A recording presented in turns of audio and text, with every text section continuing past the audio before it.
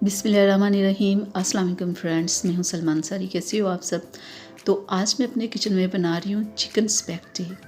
तो आज मैं इसी की रेसिपी आप लोगों के साथ शेयर करूंगी कि इसे कैसे आप आसानी के साथ घर में बना सकते हैं और मज़े के साथ खा सकते हैं। तो चलिए करते हैं बिस्मिल्लाह। तो कढ़ाई में मैंने पानी को बॉईल किया हुआ है, तो इसमें हम डालेंगे स्पैगेटी को और साथ ही थोड़ा सा नमक और थोड़ा सा ऑयल डाल देंगे। 7 से 8 मिनट में ये गल जाती हैं, ठीक है। और फिर हम इसके ऊपर ना, ये देखें ये गल चुकी है। अब इसके ऊपर पानी डाल के थोड़ा सा ऑयल लगा दें ताकि ये आपस में जुड़े ना। तो इधर मैंने चिकन लिया है, तो चिकन को मैरिनेट कर लेते हैं, जिसमें देखिए ये चिकन के छोटे छोटे से पीस किए हुए हैं क्यूब्स की शक्ल में। तो इसके ऊपर सबसे पहले हम डालेंगे थोड़ा सा नमक, ब्लैक मिर्च और कुटी हुई लाल मिर्च और ये सिरका, सोया सॉस और चिली सॉस। इसे अच्छे से मिक्स करके हम 15 से 20 मिनट के लिए रख देंगे। तो चलिए 15 से 20 मिनट हो गए। तो अब मैं कढ़ाई के अंदर डालूँगी थोड़ा सा ऑयल और जो चिकन हमने मैरिनेट करके रखा हुआ था वो चिकन हम इसमें डाल देंगे और इसे हम करेंगे फ्राई। और साथ ही इसके अंदर हम डाल देंगे लहसुन का पेस्ट, 2 चम्मच ना लहसुन का पेस्ट डाल देंगे। तो इसे डाल के हम इसे करेंगे फ्राई। और देखिए थोड़ा सा हम पानी डाल देंगे ताकि कि चिकन गल जाए, और साथ ही हम इसके ऊपर ढक्कन दे देंगे। और देखिए 6 से 7 मिनट में पानी खुश्क हो चुका है।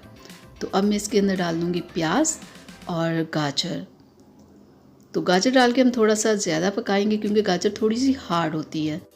2 चम्मच इसके अंदर मैं डालूँगी चीनी का इसमें बहुत अच्छा टेस्ट लगता है। और साथ ही शिमला मिर्च और बंद गोभी। तो इसे डाल के हम इसे पकाएंगे तकरीबन 5 मिनट तक ना। तो ये देखिए ये काफ़ी अच्छे से हमारी सब्ज़ी बिल्कुल पक चुकी है। चिकन तो हमने पहले ही गला लिया था, ठीक है। और अब मैं 1 प्याली केचप की इसके अंदर डालूँगी। तो केचप डाल के फिर से हम इसे पकाएंगे। तो ये आपने हल्की आंच के ऊपर काम नहीं करना, ठीक है। फुल आंच के ऊपर हम ये काम करेंगे और 2 से 3 मिनट तक हम इसे पकाएंगे। तो चलें 2 से 3 मिनट हो गए। तो अब हमने जो नूडल्स को बॉईल किया हुआ था स्पैगेटी को, वो हम इसके अंदर डाल देंगे। तो डाल दी। अब हम इसे मिक्स कर लेंगे अच्छे से ताकि जो चिकन और सब्ज़ी है वो अच्छे से इसमें मिक्स हो जाए, बिल्कुल ऐसे।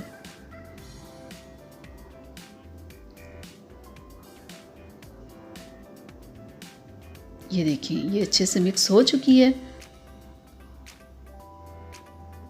और साथ में आपने आंच को कम नहीं करना।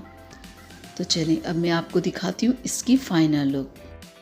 तो मज़ेदार हमारे चिकन नूडल्स तैयार हैं और मैं उम्मीद करती हूँ कि मेरी आज की रेसिपी आप लोगों को बहुत मज़े की लगी होगी।